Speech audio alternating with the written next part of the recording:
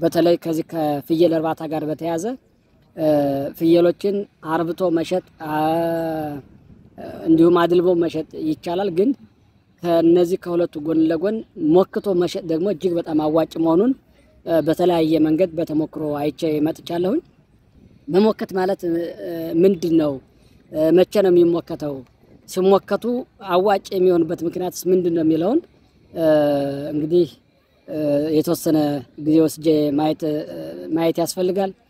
ፍየል ተሞከተ የሚባለው ያው ሲቀጠቀጥ ነው። እንግዲህ ሁለቱን ቆለጦችን በደንብ አድርጎ በዘመናዊ መሳሪያ አለም በባህላዊ መንገድ ከቤት መቀጥቀጥ ይቻላል። ስለዚህ ሁለቱን ቆለጥ በተገቢ መንገድ እንዲሞት ተደርጎ መቀጥቀጥ ሲቻል ፍየል ተሞከተ ይባላል። እንግዲህ አንድ ፍየል ሊሞከት የሚችለው በአንድ አመት ከ5 ወርና ከዛ በላይ ቢቻል 2 አመት የሞላው ወጠጤ ቢሆን መልካም ነው። ምክንያቱም አንድ አመት ከ5 ወር ከሆነው በኋላ አራቱንም ጥርሶች ይሰብራል። አራት ጥርስ ሲሰብር ነው ፍየል መሞከት ያለበት። ፍየል የሚሞከተው የመጀመሪያውና ትልቁ ነገር ተሎ እንዲወፍር ተሎ እንዲደርብና ነጭ ስጋንም አሟልቶ እንዲይዝም ስለሚያግዝ ስለሆነ መሞከት መቻል አለበትና ፍየሎችን ስንሞክት በሁለት አይነት መንገድ ነው ልናገኛቸው የምንችለው። ወጠጤዎችን የምናገኝበት አንደኛው በርባታ ማግኘት እንችላለን። ሁለተኛ ከገበያ ገዝተን ነው መሆን መቻል አለበት። በርባታ የምንሞክተው ወጠጤ እድሜው ቢያንስ ቀደም ብዬ እንደነገርኳችሁ ከአንድ አመት ከ5 ወር አንድ አመት ከ5 ወርና ከዛ በላይ የሆነው መሆን አለበት። ይሄ የሚሆንበት መሰረታዊ ምክንያቱ ምንድነው? ፍየል ወይም አንድ አመት ከ5 ወር ከሆነ በኋላ አራቱንም ጥርሶች ይሰብራል። የአራቱ ጥርሶች የሚባሉት ከታችኛው መንጋጭላ በኩል የሚገኝ ቀጫጭን ጥርሶች ናቸው። እነሱ ሲሰበሩ አራቱ ጥርሶች ሲሰበሩ ወፈር ብሎ ሰፋ ያለ ምልክት ነው የሚያሳየውና በዚህ ጊዜ መሞከት ይቻላል ማለት ነው። ከዛ በፊት ግን ከተሞከተ ሊጫጫ ሊቀጭን የባሰ ሌላ ድንጋጤ ስለሚፈጥርበት ሊከሳ ስለሚችል ቢያንስ ፍየልን ለመሞከት በትንሹ ሁለቶቹ ጥርሶች አሊያም አራቱ ጥርሶች ማለት መቻል አለባቸው። የተሰበሩ አሊያም ደግሞ እንደ አዲስ ወልቀው የበቀሉ መሆን መቻል አለባቸው ማለት ነውና ይሄንን ማድረግ መቻል አለባችሁ። ከዛ ውጪ ፍየልን አርብቶ መሞከት ይቻላል። ከዚህ ባሻገር ግን ከገበያም ገዝቶ ደግሞ መሞከት ይቻላል። ከገበያ የምትገዙትን ፍየል ማወቅ ያለብን ትልቁ ነገር ግን ምንድነው? ቅድም እንዳልነው አራቱ ጥርሶቹ የሸረፈ ወይም ያወለቀና ሌላ አዲስ ጥርስ ያበቀለ መሆኑን ማረጋገጥ መቻል አለብን። እድሜው 1 አመትና ከ5 ወር ከዛ በላይ የሆነው መሆኑ መቻል አለበት። እነዚህን ሁለቱን ጉዳዮች እድሜው ከ1 አመት ከ5 ወር በላይ እና አራቱን ጥርሶች አራግፎ ወይም ደግሞ እነዛን አውልቆ ጥሎ ሌላ ጥርስ አብቅሎ ገዝታችሁ የሞከታችሁት ፍየል ከተሞከተ በኋላ ምንድነው መደረግ መቻል አለበት የሚለው ነገር ለማየት እንግዲህ አንድ ፍየል ከተሞከተ በኋላ በትንሹ 3 ወር ያክል በቆሎ በመቀቀል አደንጓሬ በመቀቀል አኩሪ አተር በመቀቀል እና ከፋብሪካ የወጡ የተመጣጠኑ የፍየል መኖዎች አሉ። እነሱን ለ3 ወር ቀጥታ ከተመገበ በ8000 ብር የገዛችሁት ፍየል ከተሞከተ በኋላ ከ3 ወር ቆይታ በኋላ 30000 ብር መሸጥ ትችላላችሁ ማለት ነውና ከወጭ ቀሪ በአጠቃላይ 15000 ብር ትርፍ 100% ታገኙበታላችሁ። እዚህ ፍየል 15000 ብር በ3 ወር 10 ፍየል 20 ፍየል ብትሞክት እንግዲህ 150-200 ብር ትርፍ ይገኛል ማለት ነውና ፍየልን ሞክቶ ለገበያ ማቅረብ እጅግ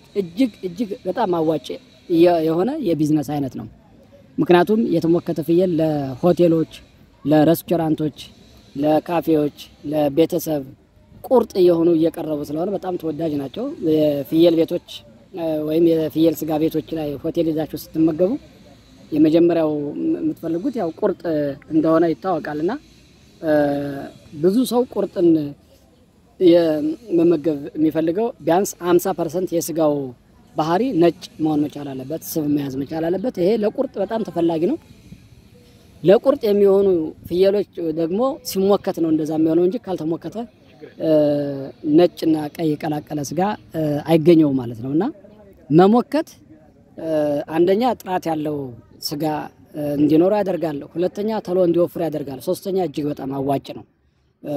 ለገበያ ሞከተ ይዘው የቀረብከውን ፍየል አሁን ባለው ተጨባጭ የገበያ ሁኔታ በየትኛውም የኢትዮጵያ ክፍል ከ25000 እስከ 30000 ብር መሸጥ ይቻላል።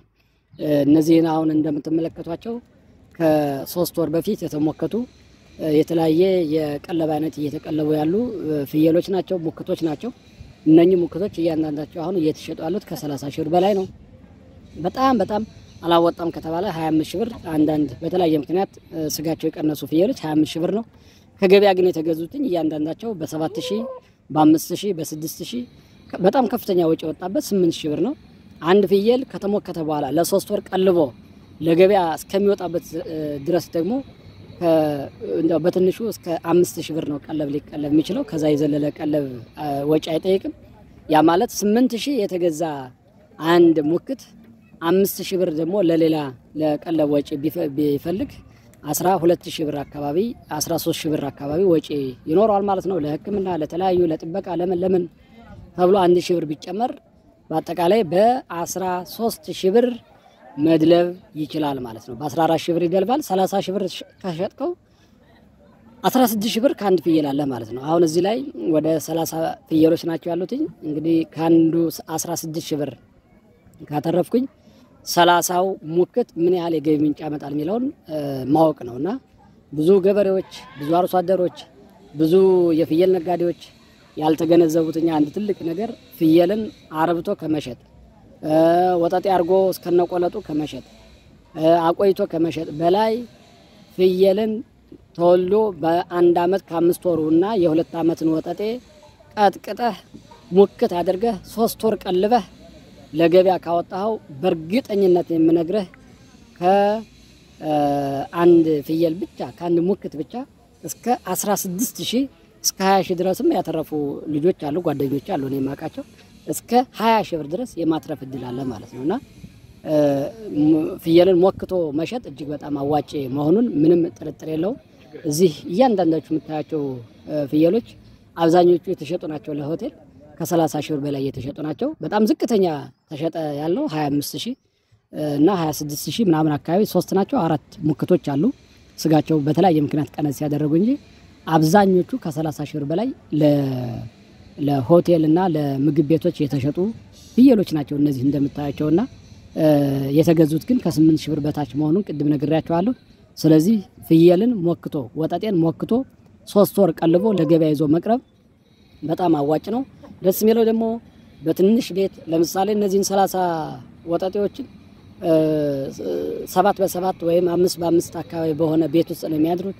ቤታቸውን በንጽህና ብቻ መጠበቅ ነው የሚጠበቅብህ። ሌላ ቦታ የትም አይሄዱ፣ እዚሁ ነው የሚቀለቡት።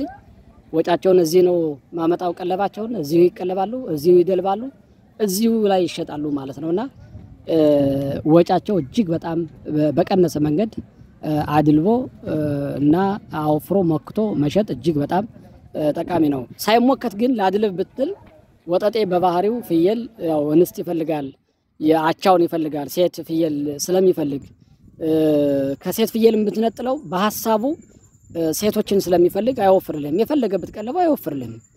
ከተሞከተ ግን ብቸኛ ሐሳቡ ምግብ መመገብ እና መተኛት ብቻ ነው። ስለዚህ ምግብ ትመግበዋለህ፣ ይተኛል፣ ይወፍራል ማለት ነው በ3 ወሩ ጊዜ ውስጥ። እንደውም አንዳንዴ ወደ ቆላ አካባቢ ከሆነ እስከ በ2 ወር ጊዜ ውስጥ ይደርሳሉ ለገበያ ማለት ነው። እና ሞክተህና ሳትሞክት የምታደልበው የፍየል ማድለብ በጣም ሰፊ ልዩነት ነው ያለው። ያልተሞከተ ያልተቀጠቀጠ ፍየል ሌላ ብዙ ሐሳቦች አሉበት። የወንድነት ስሜት ይሰማዋል፣ አቻ ሴት ይፈልጋል፣ መሯሯጥ ይፈልጋል፣ ወኔ ያለው ነርቮቹ ለሌላ ጉዳይ ሐሳብ ይውላሉና የፈለገ ቀለብ ብትቀልበው የማይወፍረው ለዛ ነውና ፍየልን አድልቦ ለመሸጥ እና አዋጪ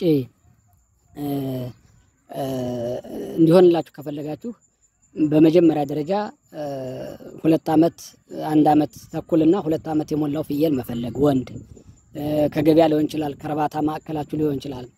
4ቱ ጥርሶቹ የሸረፉ መሆናቸውን ማረጋገጥ፣ ከዛ በጥንቃቄ መሞከት፣ ከተሞከተ በኋላ ለ3 ወር ጥራቱን የጠበቀ ምግብ መመገብ፣ ንጹህ ውሃ ማቅረብ፣ ንጽህናቸው መጠበቅ። ከ3 ወር በኋላ የትኛውም ገበያ ላውጣው በእርግጠኝነት የምነግራችሁ ከአንድ ሙክት ፍየል በትንሹ 16000 ብር በከፍተኛው ደግሞ 20000 ብር ታተርፉበታላችሁ። ይሄንን ሞክራችሁ እዩት። በተለያየ መንገድ እየተገናኘን ደግሞ እናወራለን። ለጊዜው ግን ከልብ አመሰግናለሁ።